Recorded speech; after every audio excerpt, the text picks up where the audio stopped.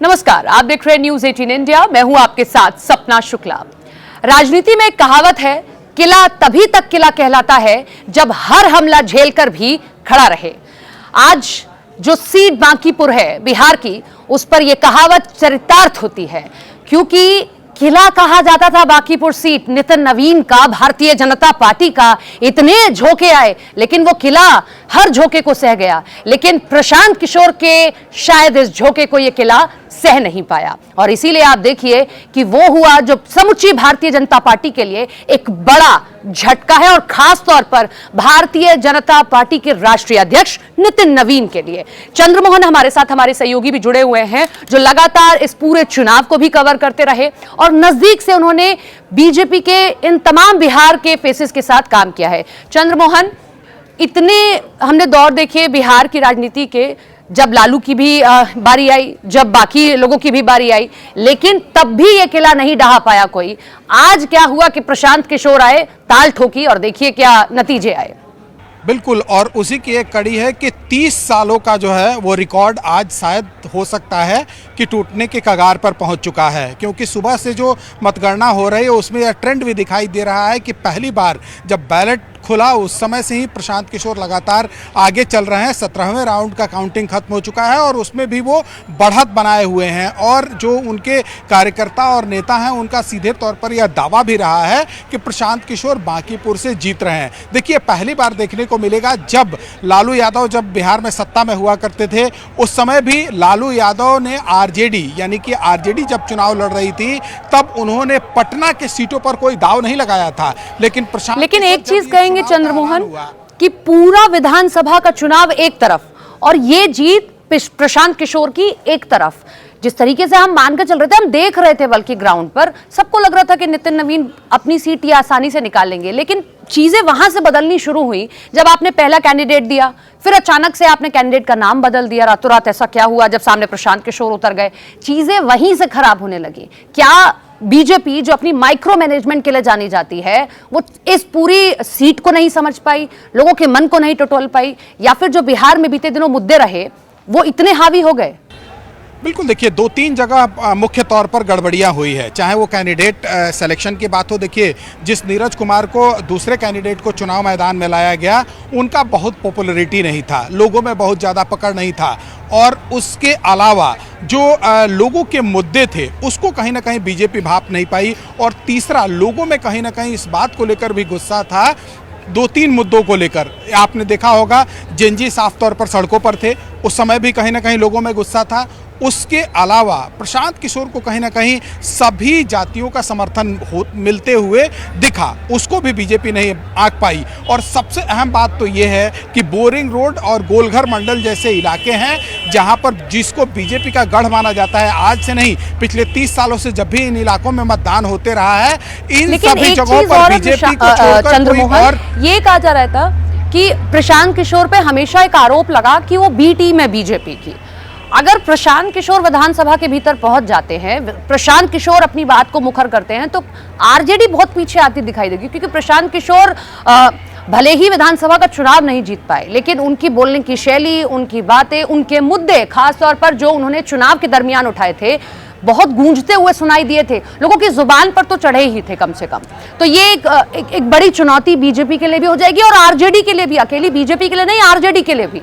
बिल्कुल, देखिए, इस जो रिजल्ट आएगा आज, उसको लेकर दोनों तबके में जो है और दोनों पार्टियों के लिए एक झटका कहा जा सकता है, क्योंकि बीजेपी के लिए चुनौती तो रहेगी ही रहेगी। आरजेडी के लिए सबसे बड़ी चुनौती इसलिए रहेगी क्योंकि अब जो आकर्षण का केंद्र राजनीति के मायने में पहले तेजस्वी यादव हुआ करते थे, जाहिर सी बात है अब जो है कहीं ना कहीं कैमरा जब घूमेगा तो प्रशांत किशोर की ओर जाएगा। प्रशांत किशोर जो सड़कों पर उतरकर अब तक लोगों की बात करते रहे थे, वो अब विधानसभा के अंदर में करेंगे। आपने देखा होगा कि जब बिहार में विधानसभा का चुनाव हो रहा था, उस समय साफ तौर पर ये बार बार कहा जा रहा था। चाहती हूँ कि बड़ी लंबी चौड़ी स्टार कैंपेनर्स की सूची निकाली गई। आखिरी 2-3 दिन तक Pawan Singh power star campaign करते रहे, तमाम बिहार के बड़े चेहरे कैंपेनिंग करते रहे, नितिन नवीन ने डेरा डाला हुआ था वहां पर, लेकिन इतना बड़ा मार्जिन ये दिखा रहा है कि चूक कहीं पर हुई है। क्या प्रशांत किशोर अपनी बात को समझाने में ज्यादा कामयाब हो गए या फिर नितिन नवीन और समूची बीजेपी चीजों को नहीं समझ पाए? नितिन नवीन माफ कीजिएगा, किशोर ने एक बात बोली थी कैंपेनिंग के दौरान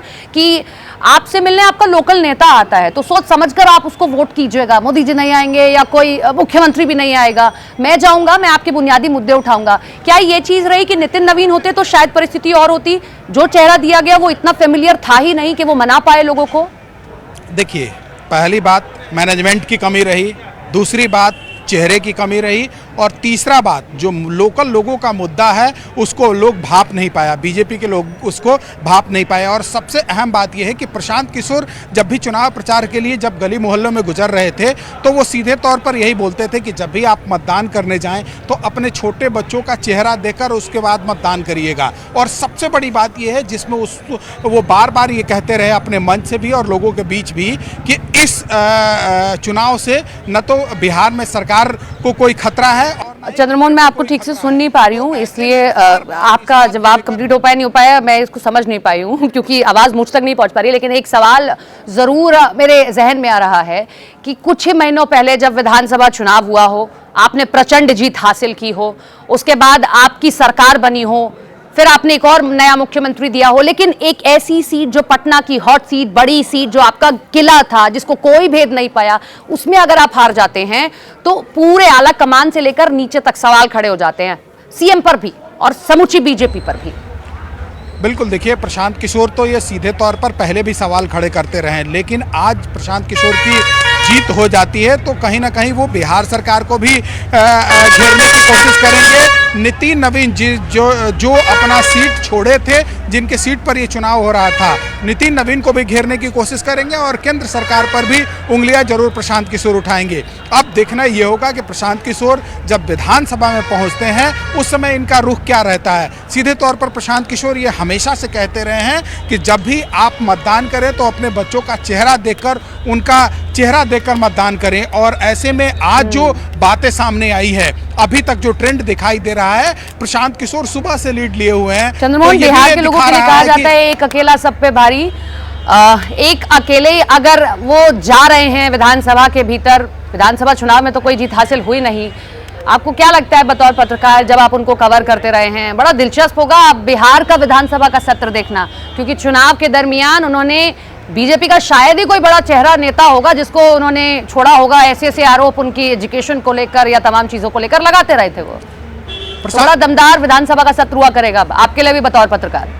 बिल्कुल, देखिए, प्रशांत किशोर पहले भी कहते रहे हैं कि अगर हम विधानसभा पहुंचते हैं, हमारे पार्टी के अगर नेता कोई पहुंचता है, कोई विधायक पहुंचता है, तो जनता के सरोकार की बातें वहां पर होगी। अब खुद प्रशांत किशोर, जिनके ऊपर इससे पहले जब विधानसभा चुनाव हो रहा था उस समय बार बार ये कहा जा रहा था कि वो चुनाव क्यों नहीं लड़ रहे हैं, अब वो खुद चुनाव लड़े और विधानसभा पहुँच जाते हैं तो एक तस्वीर अलग तो ज़रूर दिखाई देगी। क्योंकि प्रशांत किशोर ये भी अपने चुनाव प्रचार के दौरान बार बार यह कहते रहे कि 243 लोग जो विधानसभा में पहुंचते हैं, उसमें एक आदमी अगर हम पहुंच जाते हैं इस विधानसभा में तो 242 पर वो भारी पड़ेंगे। और यह देखना ये होगा कि प्रशांत किशोर जब विधानसभा पहुंचते हैं तो किस तरह की तस्वीर और किस तरह से अपने बातों को, जनता के बातों को वो सामने रखते हैं। लेकिन इतना ज़रूर है कि प्रशांत किशोर जब भी या तो चुनाव प्रचार करने गए या फिर लोगों के बीच गए, जब वो हार चुके थे उस समय भी प्रशांत किशोर ने साफ तौर पर यह कहा था कि वो बिहार छोड़कर नहीं जा रहे हैं, वो बिहार के जनता के बीच रहेंगे, बिहार के लोगों के बीच रहेंगे, बिहार के लोगों का मुद्दा उठाते रहेंगे। और अब जब बांकीपुर का चुनाव हुआ और आज सुबह से जो ट्रेंड दिखाई दे रहा है, ये साफ तौर पर दिखा रहा है कि चंद्रमोहन, एक ही ओवर खेला प्रशांत किशोर ने, लेकिन वो एक ओवर उनकी राजनीति का यादगार रह गया। भले ही वो पूरा मैच पिछले कुछ महीनों में हार गए हों, लेकिन ये ओवर बिहार की राजनीति में उनका सबसे महत्वपूर्ण, सबसे बेस्ट ओवर रहा है। बहुत शुक्रिया चंद्रमोहन, आप हमारे साथ जुड़े और निश्चित तौर पर अब आप भी इंतजार कर रहे होंगे कि जब विधानसभा का सत्र शुरू होगा तो जो प्रशांत किशोर सोशल मीडिया पर इतने गरजते रहते हैं, विधानसभा के भीतर जाकर कौन से मुद्दे जनता के उठाते हैं। बहुत शुक्रिया चंद्रमोहन आपका जुड़ने के लिए हमारे साथ। तो किले का दरवाजा जब हिलता है तो दूर बैठे लोग भी आठ सुन लेते हैं। तो आठ दिल्ली तक तो गई होगी, क्योंकि आने वाले समय में महत्वपूर्ण राज्य हैं कुछ जहां होने हैं चुनाव, जिनमें से एक वो राज्य है जहां से होकर सत्ता की सीढ़ी गुजरती है, यानी कि उत्तर प्रदेश। देखना है इनका असर कितना उन चुनावों पर पड़ता है।